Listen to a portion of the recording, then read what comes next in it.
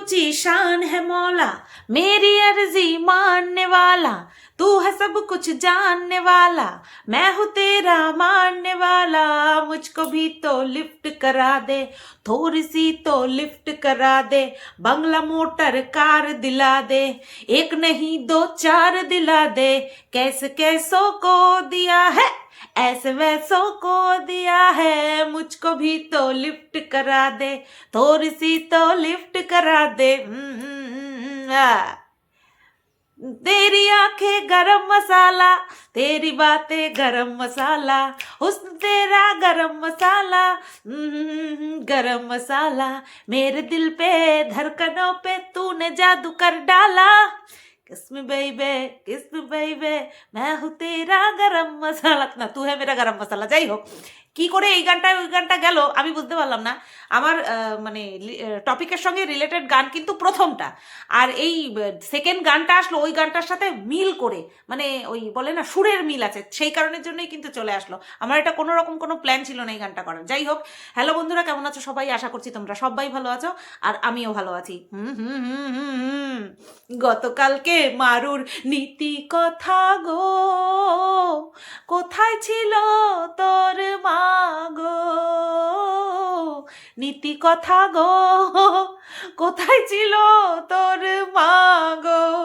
যাই হোক বন্ধুরা, গতকালকে মারুর নীতি কথায় মুগ্ধ হয়ে গিয়ে সব ফটাফট কমেন্ট করেছে, ফটাফট কমেন্ট করেছে। কি ভালো লাগলো তোমার শেষের কথাগুলো, ওহ দারুণ, মন ছুঁয়ে গেল, হৃদয় ছুঁয়ে গেল, অন্তরাত্মা ছুঁয়ে গেল, তোলপাড় করে দিল। হ্যাঁ, আর সাথে সাথে কিছু আবার বুলি ফুটেছে। হ্যাঁ, যাই হোক, যার যা বুলি ফুটেছে ফুটুক, আমার বুলি ফোটানো দিয়ে কথা। তো মারুর গতকালকে নীতি কথা সাথে সাথে আরও একটা জিনিস পুরোপুরি ক্লিয়ার হয়ে গেছে, সেটা হচ্ছে প্রেগনেন্সি। হ্যাঁ, মারু বলুক বা না বলুক, মালতী মেশো কিন্তু পুটুং পাটুং চুটুং চাটুং করে একেবারে ঠিক বুঝিয়েই দিচ্ছে। সেটা কিভাবে, চলো একেবারে ভিডিও শুরু থেকে শুরু করি।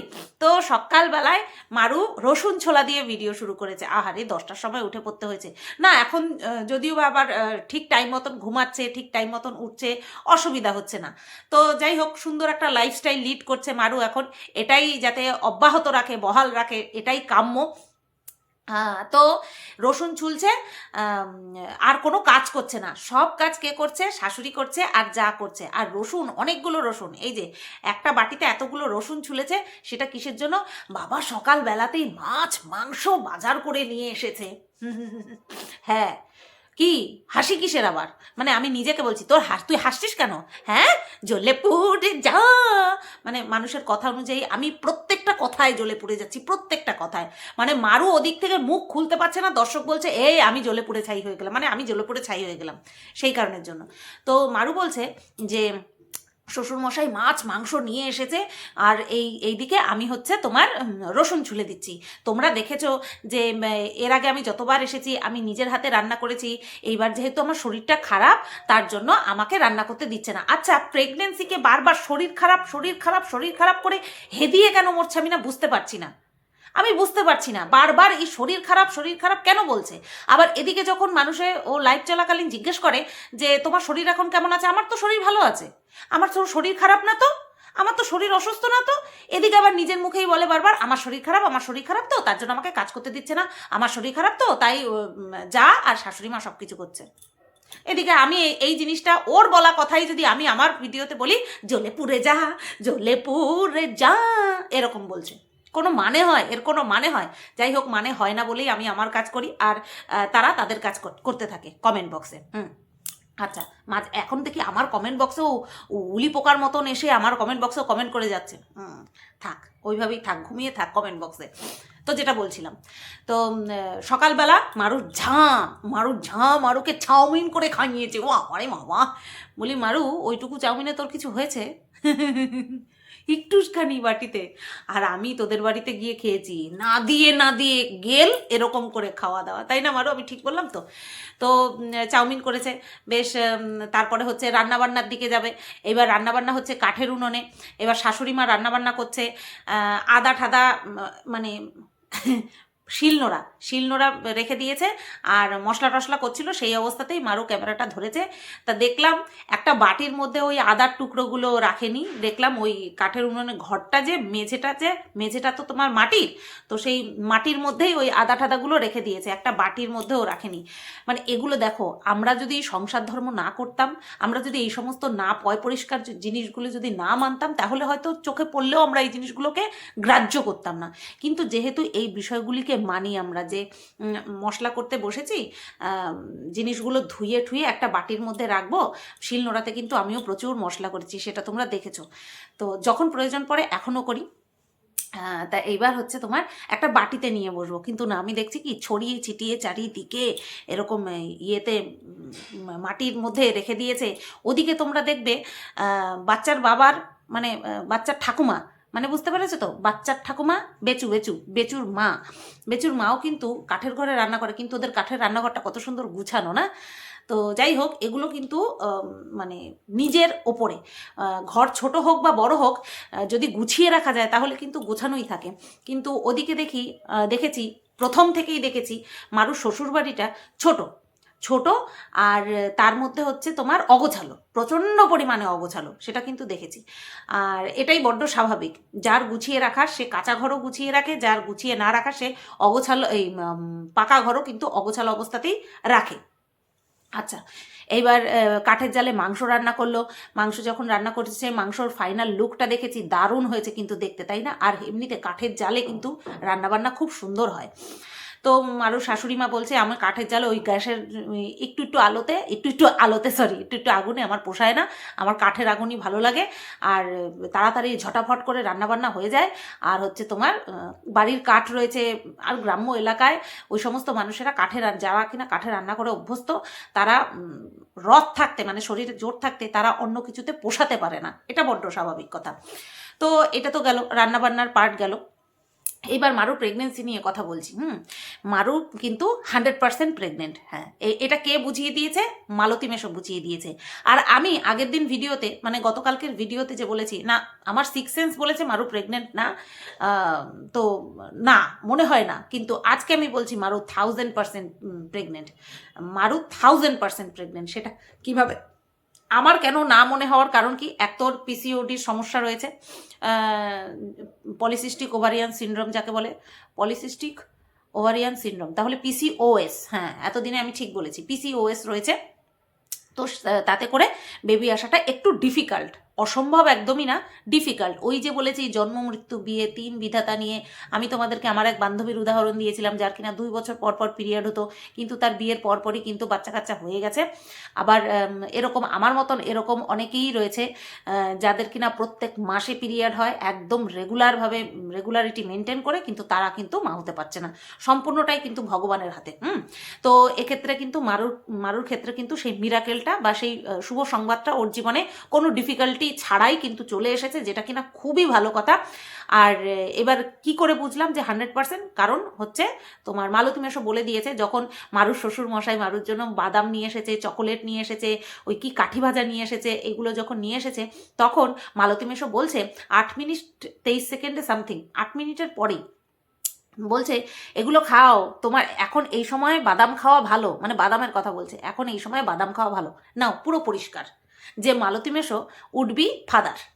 ঠিক আছে, মালতী মেশো বাবা হতে চলেছে আর মারু মা হতে চলেছে। আমি ভেবে পাই না কি করে বাড়ি করার সিদ্ধান্ত মারু প্রেগনেন্সির জার্নিতে নিতে পারে না। মানে আমি দেখেছি প্রিয়াকে, যে কিনা বাচ্চা পেটে নিয়ে কলকাতা যাতায়াত করেছে, তারপরে কলকাতাতে এসে তোমার হচ্ছে বারবার ওঠানামা করেছে, সিঁড়ি দিয়ে ওঠানামা করেছে যেই হোটেলে ছিল। তারপরে হচ্ছে তোমার আরে বলো না, ও ফ্ল্যাটে এসেছিল সেখানটায় হচ্ছে 2nd ফ্লোর না 3rd ফ্লোর, কোনো লিফট ছিল না, বারবার সিঁড়ি দিয়ে যাতায়াত করেছে। দেখেছি ওই দাপানো মহিলা প্রিয়া, প্রচণ্ড পরিমাণে দাপানো মহিলা, শারীরিক দিক থেকে প্রচণ্ড স্ট্রং। আরেক দেখলাম মারুর ডিসিশন, যে মারু প্রেগনেন্ট, অন্যদিকে মারু বাড়ি করার ডিসিশন নিয়েছে। ওটা একটা শারীরিক ধকলের পাশাপাশি যে মিস্ত্রি কাজ করবে, তাতে কি আমাদেরও অনেক কাজ থাকে, যাদের বাড়িতে কাজ হয় তাদেরও কিন্তু অনেক কাজ থাকে, ঠিক আছে। তা এইবার শুধু শারীরিক ধকল যাবে না, তার সাথে কিন্তু ফিনান্সিয়াল ধকল, যেটা কিনা মেন্টালি এফেক্ট করে মানুষকে, তো সেটাও কিন্তু থাকবে। তো আমি এই দুটো জিনিসকে মিলিয়ে না ভেবেছি যে যে বাড়ি করার সিদ্ধান্ত নিচ্ছে, আবার এদিকে প্রেগনেন্ট, পসিবল? তো গতকালকে মালতী মেশোর এই কথা শুনে শেরু বাবা চুলকাচ্ছে, হয়েছে হয়েছে হয়েছে হয়েছে হয়েছে।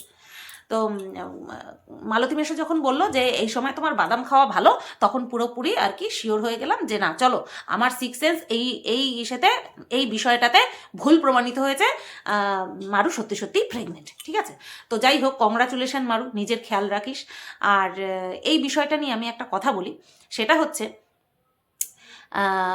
একটা কথা শুনলাম, অবশ্যই একটা ক্রিয়েটারের মুখ থেকে শুনলাম, যে এই যে বাচ্চা হওয়া নিয়ে, হ্যাঁ, আর এছাড়া বহু ক্রিয়েটার তো বহুদিন ধরেই বলে আসছে, প্লাস কমেন্ট কর্তারাও কমেন্ট করছে, নিজ নিজ দায়িত্ব মিটিয়ে, একেবারে মনের আশ মিটিয়ে দায়িত্ব পালন করছে। সেটা হচ্ছে কি, আমার সহ্য হচ্ছে না, আমি জ্বলে পুড়ে যাচ্ছি, মারু প্রেগনেন্ট হয়ে গেছে। তাই আমি না, এই জিনিসটা আমি প্রথমে আমাকে কষ্ট দিত, এখন আমার হাসি পায়। কেন বলো তো? এমন অনেক কিছু আমার মধ্যে রয়েছে যা কিনা আমার সামনের মানুষটার মধ্যে নেই। এখানে আমার সামনের মানুষ মানে এই আমার সামনে উপস্থিত রয়েছে সেই মানুষটা না, এরকম আরও অনেক মানুষ আছে যেই গুণগুলো আমার মধ্যে আছে, বা ভগবান যেগুলো আমাকে দিয়েছে সেগুলো কিন্তু অন্য মানুষের মধ্যে নেই। তার মানে তারা আমাকে কি এত হিংসা করে? মানে আমি হিংসা করি, আমি জ্বলে পুড়ে যাই, তার মানে সেই মানুষগুলো আমাকে হিংসা করে যারা কিনা অলরেডি আমাকে চেনে। আননোন পার্সনের কথা বলছি না, যারা আমাকে চেনে না। এই যে যেমন ধরো, আমাকে ভগবান ঢেলে ঢেলে গায়ের রং দিয়েছে, হ্যাঁ, তাহলে যে আমার থেকে গায়ের রং চাপা, বা যে কালো, পরিষ্কার বাংলা ভাষায় যার গায়ের রং কালো, সে আমাকে দেখে নিশ্চয়ই জ্বলে পুড়ে ছড়খড় হয়ে যায়, কোয়লা কোয়লা হয়ে যায়, পাউডার পাউডার হয়ে গেছে জ্বলে পুড়ে, তাই না? তারপরে দেখো, আমি খুব সুন্দর গান করি, যে ধরো বেসুরা বা বেসুরো, সে নিশ্চয়ই আমাকে দেখে জ্বলে পুড়ে হিংসায় একেবারে লাল লাল হয়ে যায়। তারপরে আমি মোটামুটি নাচ জানি, যে নাচ জানে না সে আমার সঙ্গে জ্বলে পুড়ে হিংসায় লাল লাল হয়ে যায়।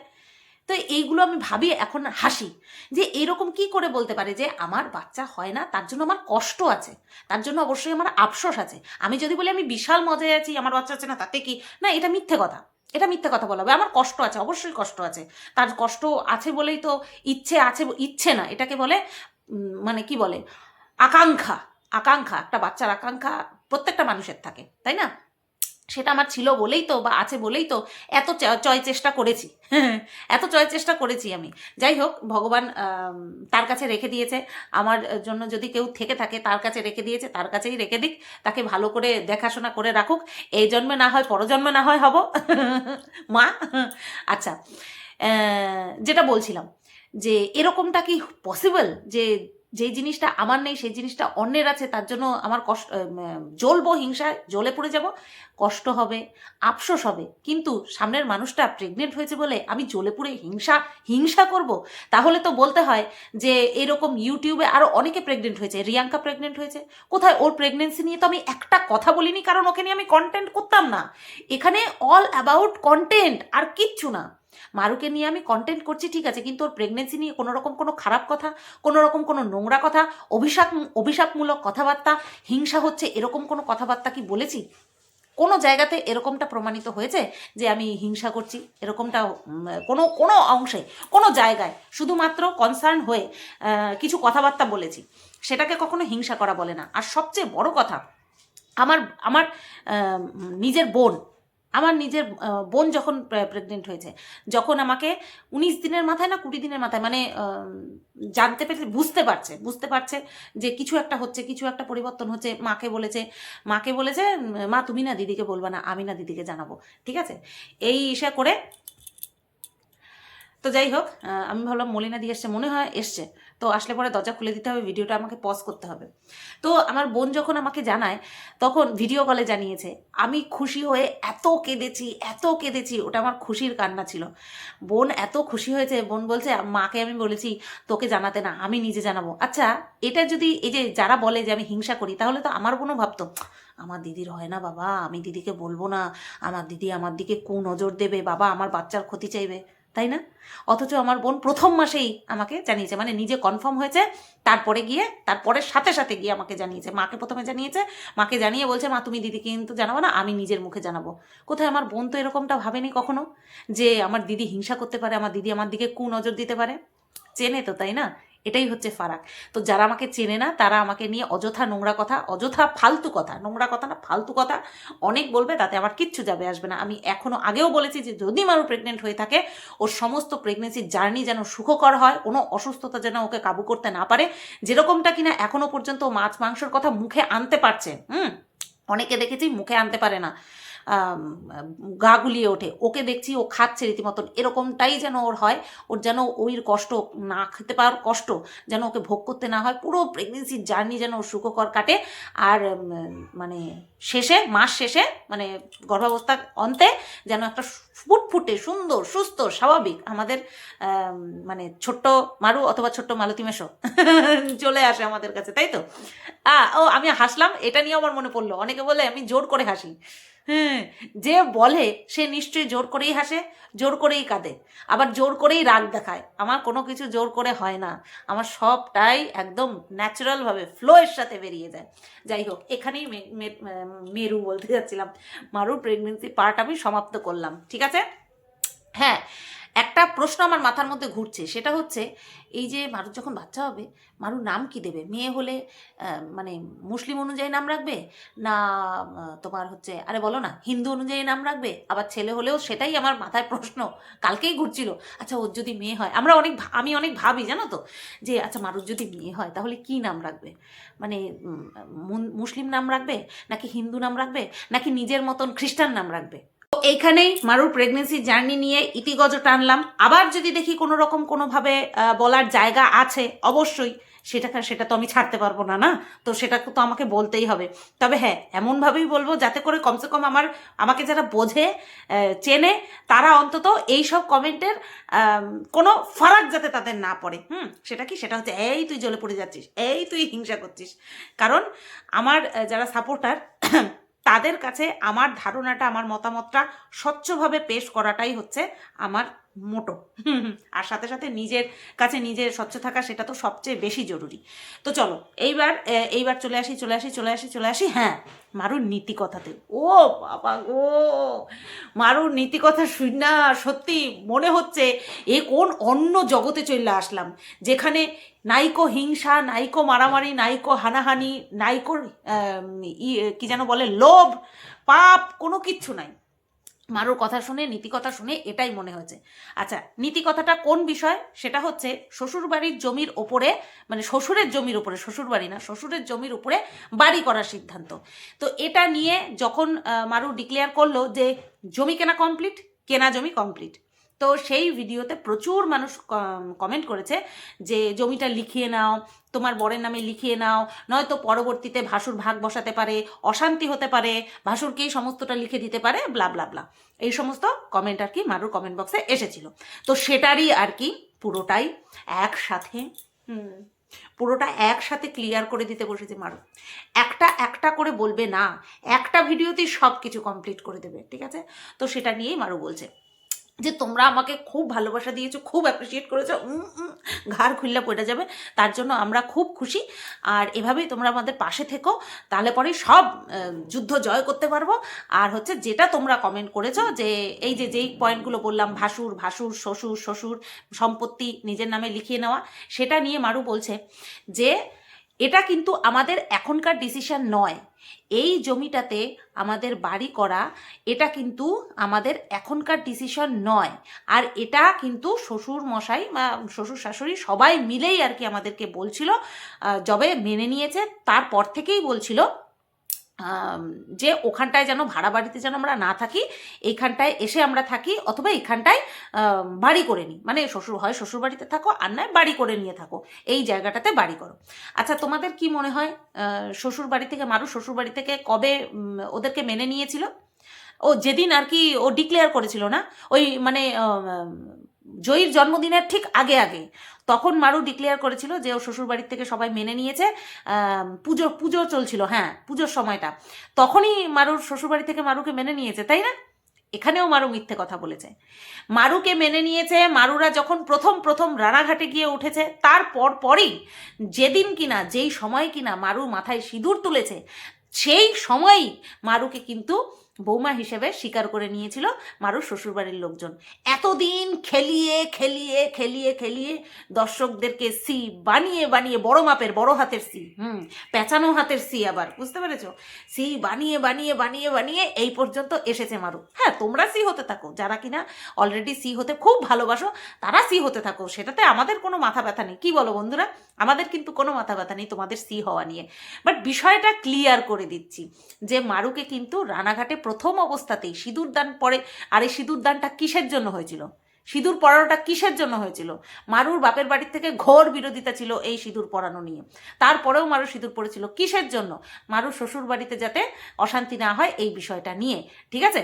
তো তখন থেকেই মারুকে তার শ্বশুরবাড়ি থেকে মেনে নিয়েছিল, কিন্তু সেই বিষয়টা কন্টেন্টের জন্য এতদিন চাপা রেখেছিল। ওই সময়টা কোনটা বেছে নিয়েছিল? জয়ীর জন্মদিনের আগে। জয়ীর জন্মদিনের আগে বিষয়টা কন্টেন্ট হিসেবে বেছে নিয়েছিল কে? মারু আর মালতী মেশো। Very clever. তো সেই সময় থেকেই নাকি শ্বশুর শাশুড়ি চেয়েছিল, যবে থেকে মেনে নিয়েছে তারপরে থেকেই চেয়েছিল যাতে করে তোমার হচ্ছে বাড়ি করে নেয়। তাহলে আমি বলবো রানাঘাটে থেকেই তো বাড়িটা করার সিদ্ধান্তটা নিতে পারতো না। না, অত দূর থেকে যাতায়াত করা তো খুব অসুবিধা হয়ে যাবে, তাই না? সেই কারণে আগে গোবরডাঙ্গা এসেছে, তারপরে গিয়ে বাড়ি তৈরি করার ডিসিশন নিয়েছে, তাও আবার এতদিন পরে। আচ্ছা, যেখানে কিনা বাড়ি জমি কেনার জন্য কোনো ঝামেলা নেই, যেখানে কিনা মারু চায় নিরিবিলি জায়গায় বাড়ি করতে, খুব সুন্দর প্রাকৃতিক পরিবেশ থাকবে সেইখানে বাড়ি করতে, তাহলে এত নখরা কিসের জন্য করেছে এতদিন ধরে? যে তোমরা আশীর্বাদ করো যাতে করে আমরা আমাদের একটা নতুন স্বপ্ন তৈরি করতে পারি, তোমরা এই করো, তোমরা ওই করো। অলরেডি তো জমি কেনা হয়ে রয়েছে, জমি কেনা মানে কি বলবো, বাপের জমি রয়েছে। তাহলে কি করে মারুর তার ভিডিওতে থাম্বনেলে লিখতে পারলো জমি কেনা কমপ্লিট, যেটা কিনা না মারু নিজের পয়সায় কিনেছে, না মালতী মেশোর কথা তো ছেড়েই দাও, তাই না? তো যারা কিনা নিজেদের পয়সা এক পয়সা ইনভেস্ট করেনি জমি কেনার জন্য, তারা কি করে টাইটেল থাম্বনেলে লিখতে পারে যে জমি কেনা কমপ্লিট? এটা তো মানে সব দিক থেকে দর্শকদেরকে সি বানানো, তাই না? বানিয়েছে। আচ্ছা, তাই এইবার শ্বশুর শাশুড়ি চেয়েছে ওখানটায় বাড়ি করতে, বেশ ভালো কথা, তার জন্য বাড়ি করবে। আচ্ছা, আমার কমেন্ট বক্সে দেখলাম অনেকে লিখেছে বাড়ি করতে কমসে কম, আমি তো বলেছি 12 থেকে 15 লাখ টাকা লাগবে, তো সেরকম কমেন্টই দেখলাম 12 থেকে 15 লাখ টাকা লাগবে। আরে তাতে কি, মারুর যা এই 7-8 মাসে যা ইনকাম করেছে তার ম্যাক্সিমাম তো খরচই করে ফেলেছে, তোমার এটা কেনারে ওটা কেনারে, লোন পরিশোধ করারে, তাই না? এই সমস্ততে খরচই করে ফেলেছে। তাহলে কি এমন পড়ে রয়েছে বা কি এমন আছে যার বেসিসে মারু এত বড় একটা ডিসিশন রাইট নাও নিতে পারে যে একটা বাড়ি করবে? তাহলে কি মারু তার বাবা মায়ের একমাত্র সন্তান, সেখান থেকে প্রচুর অর্থ পাবেও, কারণ সবটাই ওর নিজের। তারপরে এদিকে মালতী মেশোর বাবা তো জমিদার, মানে মালতী মেশোরা সবাই মিলে জমিদার, তো এত অর্থ রয়েছে, যার জন্য কিন্তু প্রেগনেন্সি চলাকালীনই বাড়ি করার ডিসিশনটা এত বড় বোল্ড একটা ডিসিশন নিতে পেরেছে। তার মানে পয়সার অভাব নেই কো? এখানেই হচ্ছে কথা, পয়সার অভাব নেই, যার জন্য কিনা মারু কিন্তু মালতী মেশো কিন্তু অনেক স্বপ্নও দেখতে পারে, গাড়ির স্বপ্ন, বাড়ির স্বপ্ন, অনেক স্বপ্ন দেখতে পারে। এটাকে স্টকে রাখলাম, এটাকে নিয়ে পরে বলছি, আগে মারুর নীতি কথায় আসি। তা মারু এবার নীতি কথা বলতে গিয়ে বলছে এরকমটা কখনো হয় না যে আমরা বাড়ি করব বলে শ্বশুরমশাইকে বলবো যে জমিটা আমাদের নামে লিখে দাও তারপরে বাড়ি করবে। হ্যাঁ, এটা সত্যিই হয় না, তবে হ্যাঁ, যারা বলেছে যে মারু তুমি জমিটা নিজের স্বামীর নামে লিখিয়ে নাও বা মালতী মেশোর নামে লিখিয়ে নাও, তারাও কিন্তু অনেক কিছু ভাবনা চিন্তা করে, পারিপার্শ্বিক অনেক কিছু দেখে বা ব্যক্তিগত অভিজ্ঞতা নিয়েই কিন্তু এই ধরনের কমেন্টটা করেছে, যেখানে কিনা মারুর নীতিকথা একেবারে ধরাশায়ী হয়ে পড়ে। সেটা কি? সেটা হচ্ছে এই যে ভাইতে কখনো গন্ডগোল হবে না, শ্বশুরমশাইয়ের সঙ্গে খুব ভালো সম্পর্ক থাকবে, যেটা নিয়ে পরবর্তীকালে কোনো রকম কোনো অশান্তি হবে না, বা হলে পরেও আবার মিটমাট হয়ে যাবে, এইরকম নীতিকথা কিন্তু মারু আমাদেরকে ঝেড়েছে। আমি ভাবি মারুর কথা অনুযায়ী যদি সবটা হতো, তাহলে এই যে আমরা দেখি ভাইতে খুনাখুনি সম্পত্তি নিয়ে, অবশ্যই সম্পত্তি নিয়ে ভাইতে খুনাখুনি, মা বাবার ভাগ বাটোয়ারা, মা বাবাকে রাস্তায় ফেলে দেওয়া, মা বাবাকে বৃদ্ধাশ্রমে পাঠিয়ে দেওয়া, এগুলো মনে হয় হতো না, তাই না? মুখ দেখা দেখি বন্ধ, ঘরের মাঝখানে পাঁচিল উঠিয়ে দেওয়া, একজনকে পুরোপুরি বঞ্চিত করে দেওয়া, তাই না? এরকম প্রচুর দেখেছি না এই সম্পত্তিকে কেন্দ্র করে। একটা সন্তান থাকলে সেই ক্ষেত্রে তো ল্যাটা চুকেই গেল, যেরকমটা কিনা মারু। কিন্তু যেখানে দুই ভাই বোন, এখন তো মেয়েরাও সমান অধিকার, সম্পত্তির অধিকার পাবে। তো এত চারিদিকে অশান্তি হয়, তার মাঝখানে মারুর বলা এই যে নীতি কথা, ওয়াও কি দারুণ লেগেছে, তাই না? শুনতে পুরো স্বপ্নের জগৎ তৈরি করে দিয়েছে মারু। মারু একটা সন্তান যার থাকে, যেই বাবা মার একটা সন্তান থাকে, সেখানে তো ওটাকে কি বলে, তোমার সম্পত্তি ভাগাভাগি নিয়ে তো কোনো প্রশ্নই ওঠে না, তাই না? সম্পত্তি ভাগাভাগি নিয়ে কোনো প্রশ্নই ওঠে না। সেখানটায় বাবা মায়ের সঙ্গে সম্পর্ক আরও ভালো থাকে। কিন্তু এরকম দেখেছি জানিস তো মারু, যে বিয়ের পর না বাবা মায়ের একটা মাত্র সন্তান বাবা মার কথা বেমালুম ভুলে গেছে, বাবা মায়ের সঙ্গে যোগাযোগ রাখে না, বাবা মার সঙ্গে কথাবার্তা বলে না, কোনো রকম কোনো সম্পর্ক নেই। শুধুমাত্র বিয়ের পরে নিজের ফ্যামিলি নিয়ে ব্যস্ত, নিজের সংসার নিয়ে ব্যস্ত। এবার সেই সন্তানটা ছেলে সন্তানও হতে পারে, আবার মেয়ে সন্তানও হতে পারে। ইগো ইগো, হ্যাঁ, ইগো হতে পারে, ইগো বশত হতে পারে, রাগ বশত হতে পারে, যে কোনো কারণবশত হতে পারে, কিন্তু যোগাযোগ পুরোপুরি আর কি বন্ধ হয়ে গেছে। আবার হতেও পারে, তাই না মারু? এরকমটা কিন্তু হয়। সেখানে আবার নীতি কথা কাজ করে না, তাই না মারু? মারু বুঝতে পারছে মারুকে কি বলতে চাচ্ছি। কত মানুষ বলে যে আরে কথা বলে নাও, কথা বলো না, কি আছে, নিজেরই তো সন্তান, তো তো নিজেরই তো মা হয়, কেন কথাবার্তা বন্ধ করে দিয়েছিস? সেই সব কথা কানের মধ্যে দিয়ে যায় না, কিন্তু সেই ব্যক্তি আবার নীতি কথা বলতে বসে, এইটা কি বলে ফেললাম আমি, এটা কি বলে ফেললাম, যা যা যা যা যা, বলবো না, হোটো পে ऐसी बात में दबा के चली आई, খুলে যায় वही बात तो दुहाई है दुहाई, বলেই ফেললাম। বলতে তোমরা কিন্তু কিচ্ছু বোঝোনি, খবরদার তোমরা কেউ বেশি চালাকি করবা না, তোমরা কিন্তু কেউ কিচ্ছু বোঝোনি, না বোঝার ভান করে থাকবা। আচ্ছা দেখ মারু, তোরই কিছু বলা কথা, সেটা শোনার পরে এই ডিসিশনেই আমি মানে মানুষকে বলেছিলাম, ডিসিশন না, মানুষকে এটাই বলেছিলাম যে তোর শ্বশুরবাড়ির লোকজন তোর বরকে অতটা পোছে না, হঠাৎ করে এতটা ভালোবাসা। তুই বললি, তোর কথা অনুযায়ী জানতে পারলাম যে তোর শ্বশুরবাড়ির লোকজন তোকে খুব ভালোবাসে, তাদের ছেলেকে তারা খুব ভালোবাসে, শুনেও ভালো লাগলো। কিন্তু মানে ভেবে পাচ্ছি না তুই যেটা আমাকে অফ ক্যামেরা বলেছিলিস সেটা সত্যি, নাকি অন ক্যামেরা যেটা বলছিস সেটা সত্যি। টাইম উইল সে, মানে সময় কথা কইবে। হ্যাঁ, যাই হোক, পাশের বাড়ির গাড়িটা এত সাউন্ড করছে, আমি ডিস্ট্র্যাক্ট হয়ে যাচ্ছি। ওই বাড়ির লোকগুলির কানে মনে হয় যাচ্ছে না, যে বারবার এটাকে কি বলে, সাইরেন বাজা। শোনো, গাড়ির সাইরেন বাজে, তাদের কোনো হুঁশ নাই। এই তো বলে, যার গাড়ি তার হুঁশ নাই, পাড়াপড়শির গুম নাই। মারুর ক্ষেত্রেও ঠিক তাই না? দর্শকদের মনে হয় অ্যাকচুয়ালি কি জানো তো, এই যে মারুকে নিয়ে যে কন্টেন্ট করছে, আমি পয়সা পাই। বুকে ব্যথা। আচ্ছা, এইবার আমার মনে হয় সাইরেনটা টেস্ট করছে। নীতি কথা তো গেল, কারণ এই যে এই সমস্ত কথাবার্তা এসব ফালতু। এরকম দেখেছি যে বাড়িঘর করে ফেলেছে, বাবার সম্পত্তি বাড়িঘর করে ফেলেছে, তারপরে ভাগ বাটোয়ারা নিয়ে সমস্যা দেখা গেছে। এইবার হ্যাঁ, যে বাড়ি করে তাকে সেই জায়গা থেকে উৎখাত করে দেওয়া সম্ভব নয় বা যায় না, কিন্তু কি বলতো, ওই যে মুখ কালাকালি, রেগুলার অশান্তি, হ্যাঁ, এইটাকে অনেকে ভয় পায়, যে ধর থাকবোই না এখানটায়, থাকবোই না। এরকমটাও কিন্তু অনেকের মধ্যে হয়। আমি ঠিক বললাম কি? অনেকে কিন্তু এটা ভাবে যে এত অশান্তির আমার দরকার নেই, বাঁচবো তো শান্তিতে বাঁচবো, এরকমভাবে বাঁচা যায় না। অনেকে কিন্তু এই ডিসিশনও নেয়, তাই না? তো যাই হোক, দেখা যাক কি হয় না হয়। চাইবো যাতে বাড়িঘর খুব সুন্দর করে করুক, কন্টেন্ট দিক। আর আমাদের যদি কন্টেন্ট থাকে তাহলে তো ওয়া ভাই ওয়া। আর ওর যদি ভালো একটা বাড়ি করতে পারে তাহলে খুবই সুন্দর। তা মারু, ইঞ্জিনিয়ার দিয়ে প্ল্যান করাস? অবশ্য মালতী মেশো তো আছেই ফিট করে দেওয়ার জন্য। ওই যে সাইকেলে যেমন মোটর ফিট করে, ঠিক তেমনি প্ল্যানটাও ফিট করে দেবে কিভাবে কিভাবে বাড়ি করতে হবে। মালতী মেশোতে যখন চলে আসলাম, তো চলো মালতী মেশোর উচ্চাকাঙ্ক্ষা, উচ্চ উচ্চ স্বপ্ন, লিফট করা দে, এই স্বপ্নগুলো নিয়ে কিছু আলোচনা করা যাক। এটা নিয়ে বিস্তারিতভাবে আলোচনা হবে এই ভিডিওতে। না, no no no no no, এত কাঁচা খিলাড়ি হলে হবে? মারু এত পাকা খিলাড়ি, তাই না? বাই দ্য ওয়ে, মারুকে একটা কথা বলতে, মারুর উদ্দেশ্যে না, কিছু মানুষের উদ্দেশ্যে কথা বলতে চাই।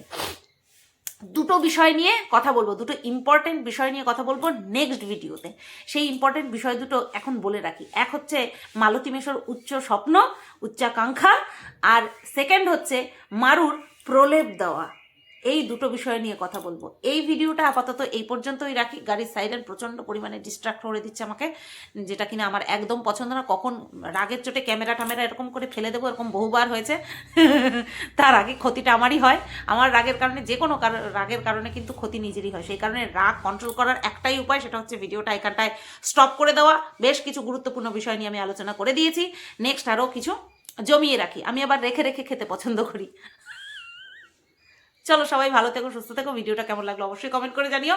আসছি, আবারও আসছি, আজকে আসবো, আসতে থাকবো। টাটা।